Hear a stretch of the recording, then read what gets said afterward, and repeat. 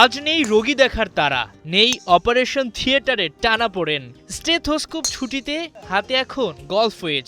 নিশানা একটাই, সবুজ মাঠের মাঝখানে হলে বল ফেলা। কুয়াশা মাখা শীতের সকালে কুর্মিটোলা গলফ ক্লাবে মিলন মেলা। ব্যস্ত হাসপাতাল পেছনে ফেলে প্রকৃতির কোলে হারিয়ে যেতে চান সেনাবাহিনীর সাবেক ও বর্তমান চিকিৎসকেরা। একঘেয়েমি ভাঙাতেই এই সবুজে ফেরা। বাংলাদেশ সেনাবাহিনীর 4 চিকিৎসক বন্ধুর হাত ধরেই গড়ে ওঠে স্যার গলফ গ্রুপ। তাদের উদ্যোগেই আয়োজন 3rd victory day cup golf tournament. আমরা 4 ফ্রেন্ড, জেনারেল শহীদ, আমি ব্রিগেডিয়ার জেনারেল আজিজ, ব্রিগেডিয়ার রহিমগীর এবং রেজা, এই 4 জন মিলে সার্চ গলফ গ্রুপটা তৈরি করেছি আমরা। খেলা করতে যে মনে হলো যে কর্মরত যারা ডাক্তার আছেন, যারা রিটায়ার করেছেন, তাদের অনেকেই তো গলফ খেলেন, তাদেরকে নিয়ে যদি একটু সেলিব্রেশন করতে পারি, এটা এনকারেজও করবে। আর আমাদের মধ্যে যে একটা কানেকশন বলেন, সবার মধ্যে যে একটা সম্পর্ক তৈরি, এটা একটা ভালো হবে আর কি।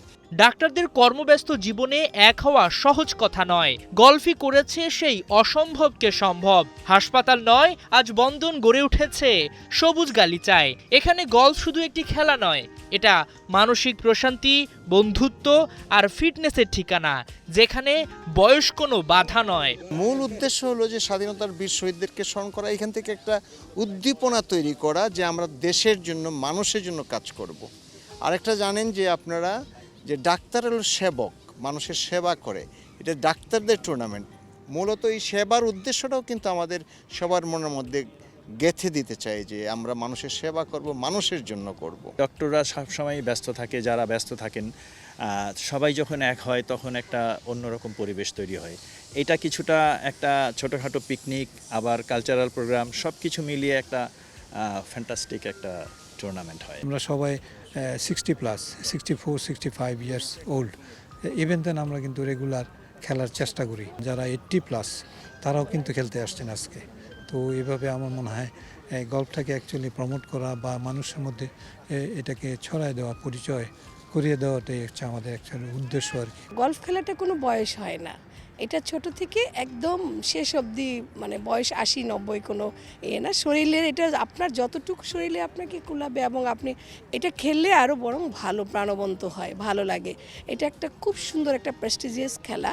আপনি দেখেন না, অনেক অত্যন্ত আন্তর্জাতিকভাবে খ্যাতিসম্পন্ন লোকজন, অনেক বয়স, তারা গলফ খেলে। অসুস্থ কেন খেলে? ফিটনেসের জন্য। 2-2.5 ঘন্টা যখন আমরা এখানে থাকি গ্রাউন্ডে, তখন আমাদের একদম মন ফ্রেশ থাকে, অন্য কোনো বাজে চিন্তা নাই। আমাদের হাঁটা হচ্ছে, ফিজিক্যাল এক্সারসাইজ হচ্ছে। নারী গলফারদের অংশগ্রহণে ভাঙছে প্রচলিত গণ্ডি। সংকটের দেশেও গলফ যেন কেবল অভিজাতদের মাঝে আটকে না থাকে, ডক্টররা ছড়িয়ে দিতে চান সেই বার্তা।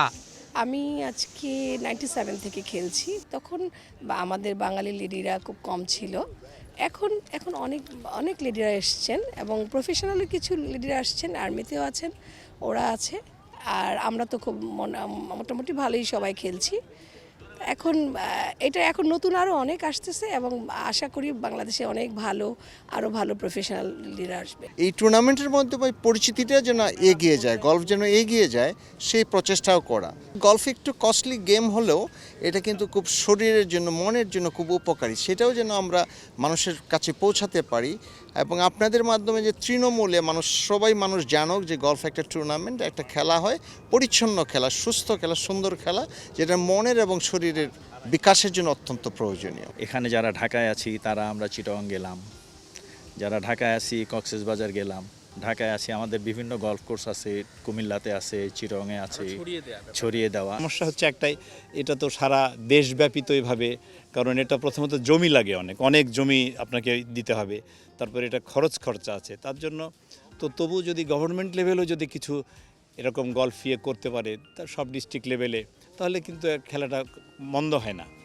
পুরস্কার আনন্দ দেয়, তবে তার চেয়েও বড় প্রাপ্তি প্রকৃতির মাঝে এক টুকরো নিঃশ্বাস। গলফের মতোই দেশের সবখানে ছড়িয়ে পড়ুক এমন সৌহার্দ্য, এই কামনা সবার।